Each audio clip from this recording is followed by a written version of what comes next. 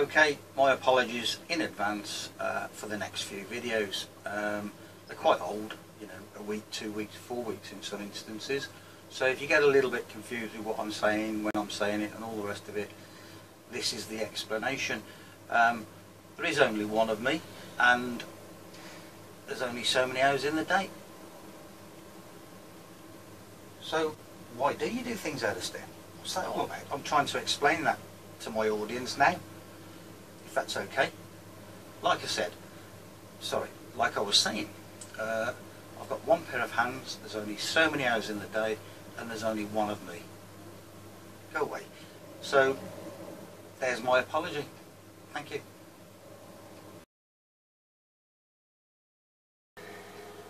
Hiya.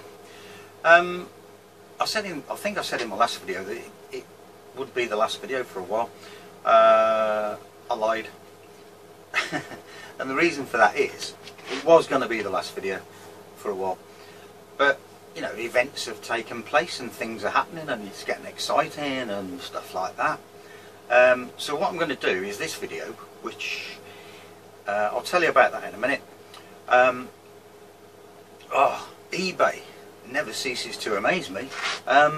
What I wanted to do was, instead of lifting up my camera to show you what the charge voltage and current is, I thought I need another power supply. So I needed a small form factor power supply, so I bought a switch mode power supply to sit there, so it's in full view of the camera all the time. So basically I don't have to keep lifting that camera up. And do you know what, I ordered it a day ago and it's here today, but it's Sunday. That's amazing. There it is. Very small form factor. I can sit it like that if I wanted to, but you know, nice little bit of kit. Cost £68, I think it was. I don't think it's going to be a good one, to be honest. In fact, I haven't plugged it in yet. I've only just taken it out of the box. But you get 2 sets of flying leads with it. That's brilliant.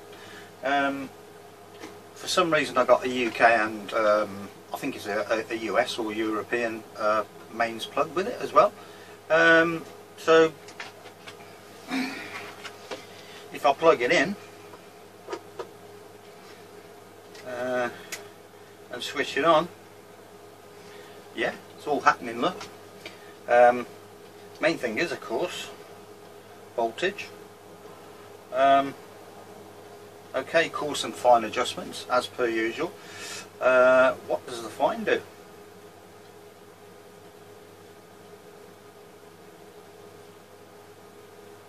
Yeah, it's okay, it's almost a volt, you know, on the fine adjustment, so that will do me. And current as well, you got coarse, fine on that, so yeah, nice little bit of kit. So hopefully that will be in play in the next couple of days. I need to build a shelf over there and sort of readjust what I've got here and get rid of some stuff and all the rest of it. So that's that. Now, another 2 videos I'm going to do. One will be my upscale lead acid battery, or battery cell, call it what you like. If you remember, on the lead acid one I used 3 of these lead plates. No, I didn't. I used 1, and I said I was going to use 3. Well, I have. I've built it. I've upscaled it. Now, these lead acid batteries, 6 cells, 12 volts, 2 volts a piece ish. The battery I took these out of was an 18 amp hour battery. If anyone can answer this question for me, I'd be grateful. Otherwise I'm going to have to build one of those cells and test it for myself. And the question is, those 6 cells, 18 amp hours, does that mean you divide the 18 amp hours between the 6 cells and they give 3 amp hours each, or does each cell actually give 18 amp hours? That's what I need to know.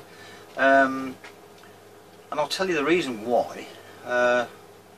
If each cell gives 3 amp hours, I can't see this, I think it's going to be they give 18, but if they give 3, as in a whole pack like that, whole stack of, you know, the cell, each individual cell, if it's worth 3 amp hours each, I'm really happy. I'll tell you why. Oh, this video on this new battery will be probably next after this one. I'm not certain, but maybe. Like I say, I built one, and it looks a bit elaborate, but it's not. I've got 2 pressure plates on there. That's the first one, and I've got a big old lump of graphite there on the back of it as a pressure plate. Again, that's all it is, and that's the pack. And what I did was I wrapped it in cling film, and I've got a bit of a leak, so I need to do something about that now and rewrap it and all the rest of it. Problem was, those pressure plates, I should have had them protruding further than this, because as I set this down, it's caused a leak on the cling film. So that's that. So that's a nice little cell there. 2 carbon plates, as I said, active material both sides, as I said, and it works well. It works really well. I charged it up a bit and did a quick short circuit test on it. 4.2 amps. So this is why I need to know. Now that's peak, that's not amp hours obviously, but holding the short on it, it did 3 point whatever for quite a while. I didn't want to push it, but it was just holding this 3, you know, plus amp hours, amps I should say, on the short circuit. So on the whole, on the testing as well, on the motors, the run, it did really well, this, for a first attempt. So that's the other video.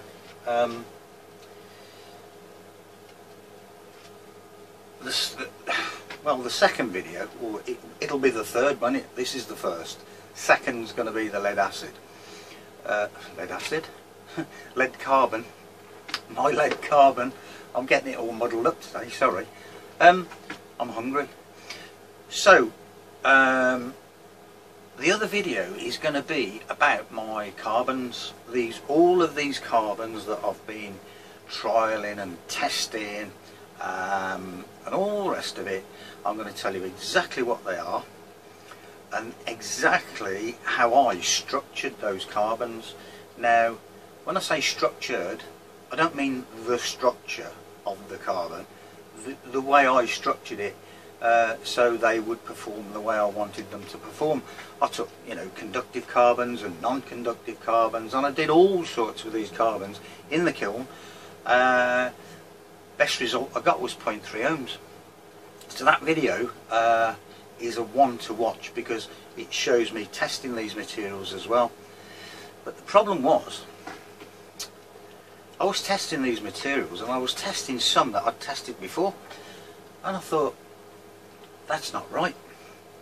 I'm not getting the performance that I got before. And I thought, what is it, you know? Well, I whittled it down to, it was the binder, which is the cellulose acetate Robert Murray Smith one, cigarette butts and all the rest of it. And I narrowed it down to that. So I altered the binder, and I thought, okay, let's try this again. But I wasn't willing to make up these 5 square centimetre pieces that I was testing in this particular battery in that video.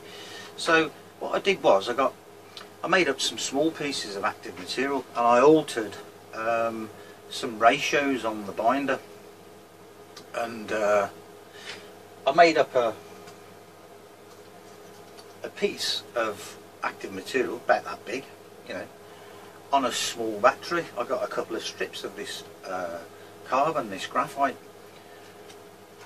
and you know what, the results are just astonishing. Just having a play with the binder again, the results are, well, to me anyway, astonishing. Whether they will be to you, I don't know, but that's this video. I'm going to show you this little battery, this tiny battery, and it's all carbon, don't forget, and you know what it does, the way it performs. The other thing was, I was looking at the deep detective solvents and ionic liquids on Wikipedia, had another read through. Voltage window deep detective solvents, 6 volts, up to 6 volts. I'm guessing, you know, a variation on the chemistry is going to make a big difference with that, but I thought, let's try it. Now, getting back to this material in this in the binder, the way I'd adjusted it, I saw that it was charging quicker as well, and all sorts of stuff, you know. So it's these little things you've got to think about all the time when you're doing this stuff. If you don't, and you don't adjust things, you can miss a good result by a mile. You know, it's really important, and it's a good job I thought to myself, this just isn't right, you know, it just isn't performing. So, you know, all these things you've got to bear in mind all the time. Anyway, you know, I'm charging this battery here at, well, 5.7 volts. And you know what? It loves it. And that's this little carbon battery. And that's going to be this video, and I'm going to show you exactly what it does. So that's that. I haven't got a lot more to say. I've sold to 1 or 2 people now some choline chloride. I've got quite a bit of it, and I've sold in the UK to these people for £30 for a kilo, although I put 1.2 in, for £30 delivered. So, you know, if anyone else is interested, like I say, that's UK. If it's got to go abroad, you know, to Europe or wherever else, you know, I'll have to work out a cost if anyone else wants it. But, you know, I'm willing to sell a limited amount of it, so, you know, just to get people by, because it is so difficult to get. I do know that, because of the difficulty that I had personally in getting it in the first place, you know. So that's that. Let's get down to this battery. I'm back. There's always something I forget. I forgot to say that I was going to show a sneak preview of some of these new carbons that just came out of the kiln at that time. Have a look. I'm liking this. I've just took these carbons out of the kiln. I mean, just that pot there, there's absolutely no way that you could touch that at all. It's probably still, I don't know, hundreds and hundreds of degrees, and this has just come out of there. Literally, I've just taken it out of that pot there, look, that's where it was. This new piece of carbon, and you know what, it's, well, it's barely warm, I'd say. This one has also just come out of the kiln, this particular one, and I'm touching that as well. I'm holding it. I can't believe it. I've never actually tried that before, but I just wanted to throw that bit in. Resistance wise, they're cool enough to measure, so can you see that?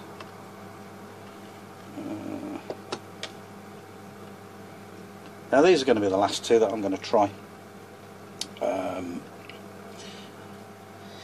Reason being, you've got to stop somewhere, so what I'm going to do is measure this one first. And we've got 0.5 of an ohm there. And then this one, which should be slightly better than that one. Well, I'm hoping it is. I don't know. But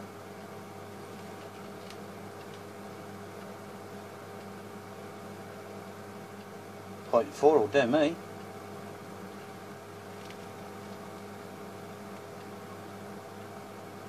Done a little bit more pressure on it. Okay, 0.4, 0.5. Right, there we go then. I finally know where to go with these carbons now.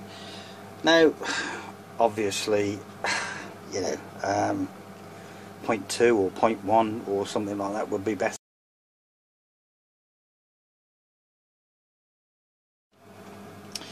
Right, I just thought I'd document this while it's happening. I've been testing all these materials on this larger battery, as you know. The active material size, if I can find a piece, is kind of like that, all broken up, not even on straight, look.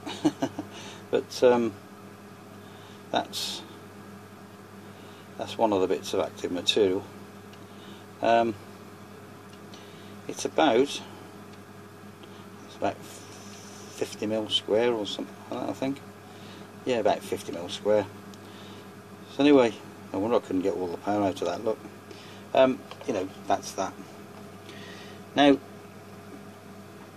what I wanted to do was mix some carbon and just modify the binder slightly. So I've done that, and I thought, well, I'm not going to keep making big pieces for little trials. So I built this small one here, and the active material, I guess it's about that big, you know, and it's in there. And I've just tested it, charged it and tested it, and it obviously ran out of juice. So I switched everything off, and the bounce backs come, you know, it's 1.67 volts, and I thought, wow, you know. So what I'm going to do is I'm going to put that back on charge. I'm charging at 4.2 volts, and this even charges really quickly now.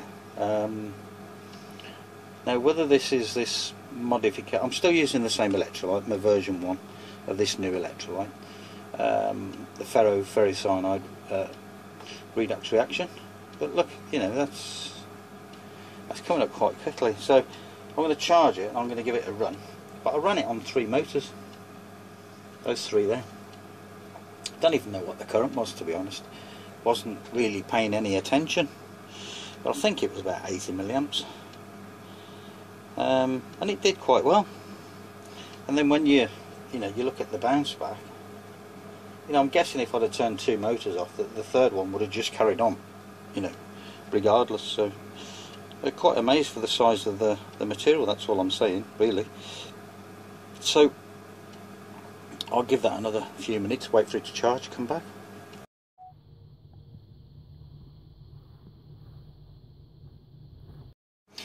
Okay, so as I said in the introduction, I've upped the charge voltage. You should be able to see that. Yeah, that's 5.44. Well, it's up and down at the moment, but it's, you know, I'm charging at 5.6 volts. So what I'm going to do is turn the charger off. I've had to put another switch on this on the motors because I was getting the feedback, some weird, strange feedback. So if I do that, just to try and settle down the voltage a little bit, do that again, like so. This is a very small battery, don't forget. And as I say, I did this because I didn't want to keep making big pieces up for this other battery here that I was testing all these carbons on. So, like I said, you know, I've got a piece of active material that size in there. Okay, so that's that. Now I adjusted like I said, the binder, and the results are quite astonishing, and I'm hoping that this test that I'm going to show you now will show that. The self-discharge rate is down as well. Now I know you haven't seen this video yet where I've changed to this particular electrolyte, which is a new one, completely new, and it involves, I should say, a ferrocyanide redox reaction. So that's thanks to Robert Murray Smith and one of his comments, obviously. Anyway, what I'm going to do is run that motor there. Okay, if I start the timer like so, we're drawing 33 milliamps there at almost 2 volts. Now, in the past, what I've done with the bigger battery, if you remember those pieces of carbon there, twice the size of this, obviously, on the active material, or thereabouts, you know, I was running this one motor for quite a while to do a timed test, but that particular motor there was 14 milliamps, which dropped to 10 eventually, and now, you know, we're on 33 milliamps. We're almost really 3 times the current here in this setup than I was with that.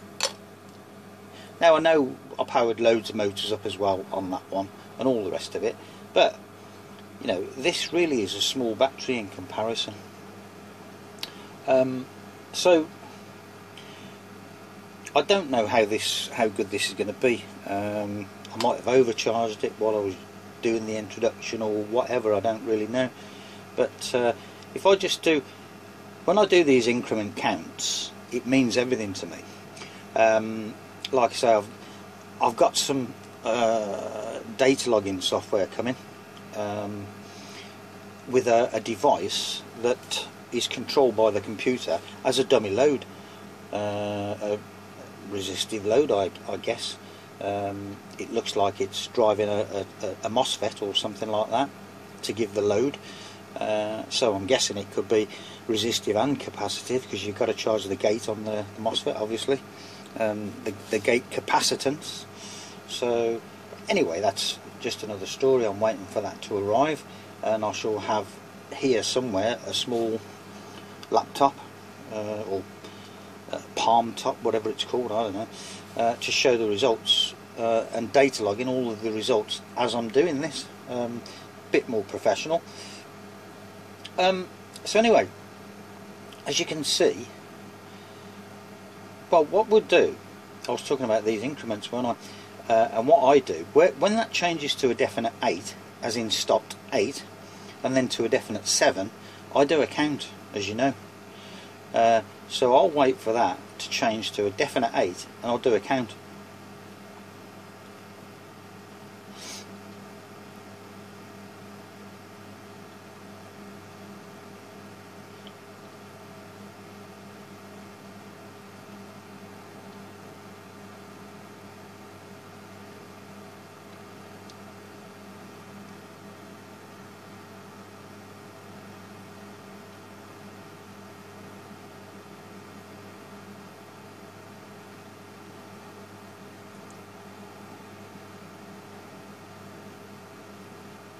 That was about, well, it was 26 seconds. It hadn't stopped. Look, it still hasn't stopped.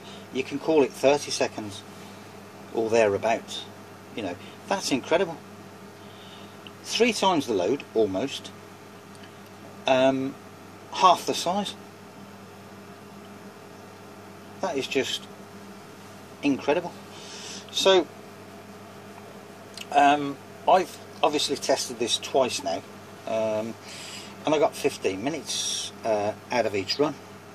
But the kicker is, I didn't do it on that load. I did it on that load, like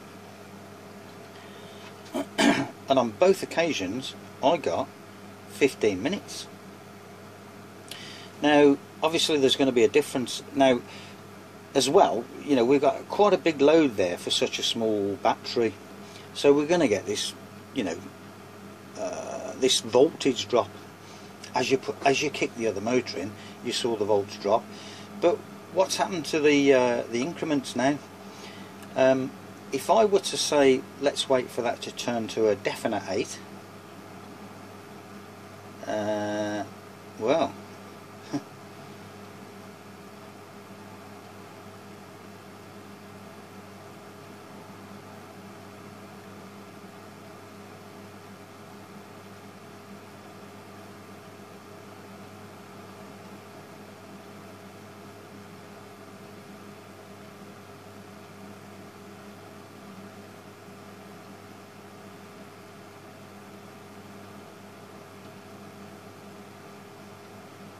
25 seconds.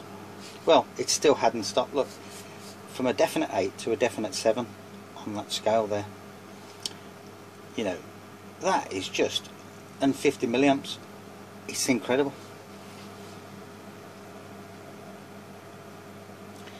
I mean, you may not find it as incredible as I do, but do you know what? I mean, you know, we're 5 minutes in now. Okay, 5 minutes in, and we've still got almost 1.6 volts, and we've still got a good time on the increments, as I call them, and it's still 47 milliamps there. So as I say, 15 minutes. But the kicker is, I didn't do it under that load. I did that. So we get a volt drop again now. You know, we've dropped another 0.2 of a volt. It was 0.5 something, it's now 0.3 something. 62 milliamps. Now I know for a fact that those three motors, if that voltage was a little bit higher, that would be well over 70 milliamps. I think I think those three are about 80 milliamps at a couple of volts, but we haven't got a couple of volts, so we're on 60 something, you know, 1.3. So I'm just going to leave that running. What I'll do is leave it running. I won't talk, I'll just leave it running. We can see the time. I'll come back in and show you the time after a while. You can see that now. We're on 7 minutes. Okay, so what I'll do is, so the video's not too boring, from this point on, where I actually, if I can stop talking, I'll do a time lapse and speed it up so you can see the full result of this. So I'm going to shut up now.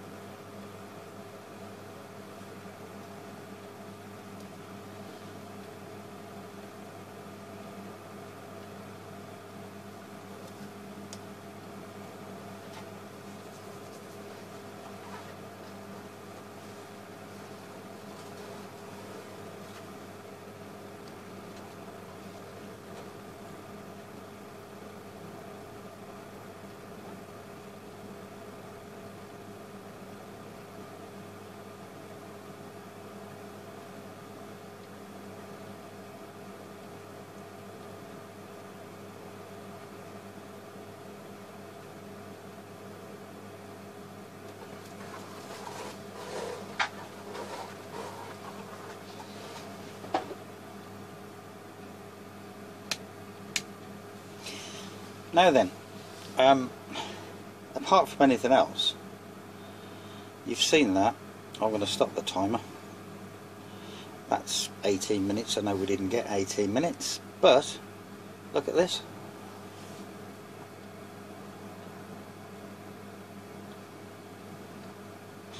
So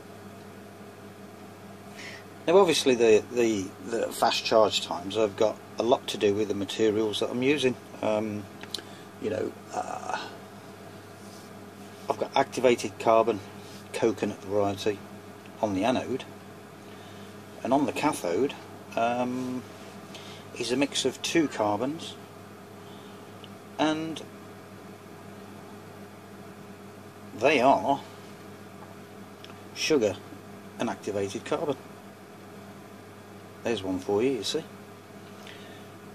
I'm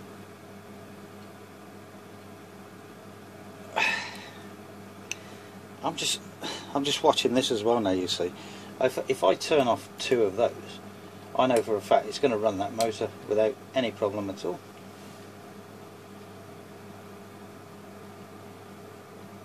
You know, it's not a massive recovery, we can see that,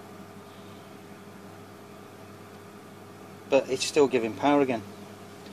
And you know, I just find the whole thing incredible. Half the size of the battery, more power, good duration, all the rest of it. Back in a second. Okay, I've just put some more charging back in this. One of the things I wanted to try with this little battery was just to see how much grunt it's got, obviously, like I did with all of the other tests. So I've got 1, 2, 3, 4, 5, 6, I've got 8 motors on there, switched on, ready to go. I don't know what to expect, so here we go. Nope, won't do the 8. 7.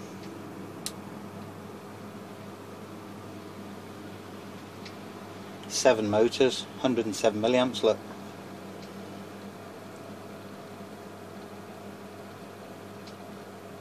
Now I'm not going to expect too much there, obviously, but you know, it started 7 motors, 100 milliamps, that little battery. That's unreal.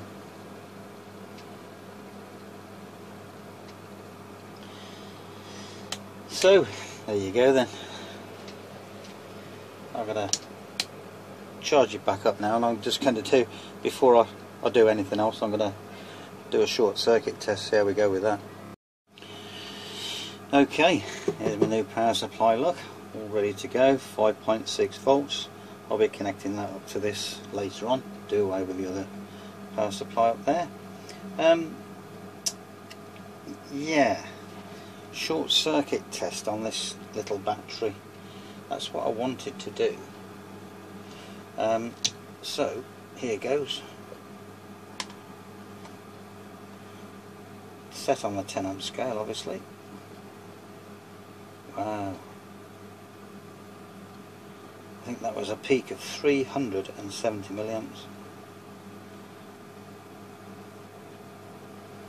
That is just incredible.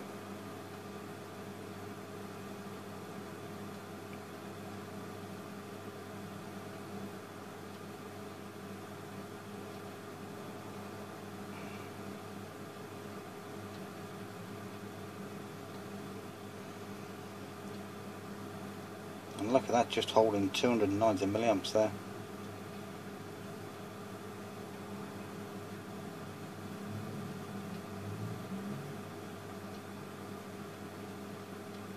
Just look at that.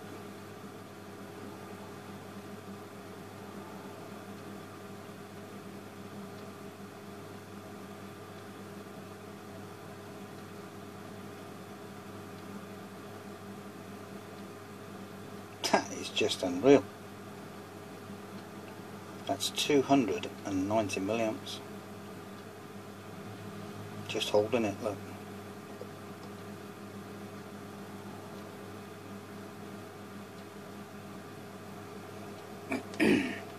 Absolutely incredible.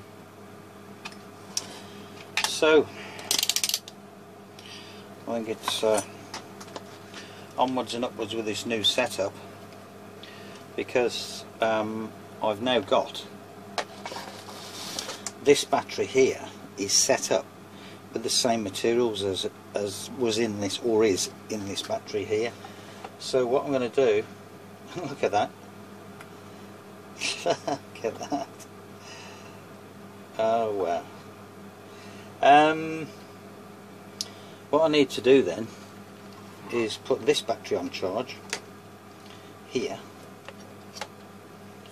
That's just what I'm going to do. I get these strips of metal out on there because the electrolyte tends to run down these carbon plates, and I don't want particularly want the nickel on these probes playing any part in the chemistry at all. So I'm going to do, obviously, is clip this onto there like that. That's taking 1.5 amps. Look, wow. What I'm going to do, I'll switch that off for now.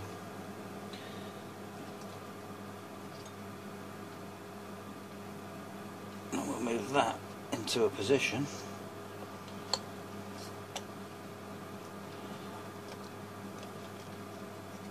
where we can charge it, like so. Turn that back on.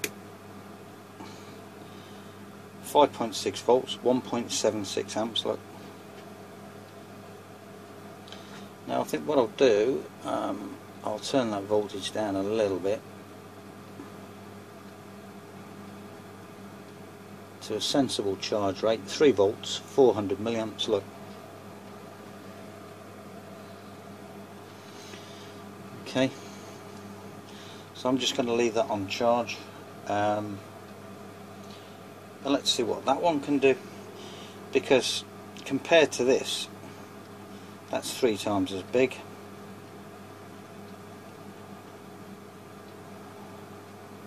When I finish with this one, I'll measure the actual surface area of the active material in there.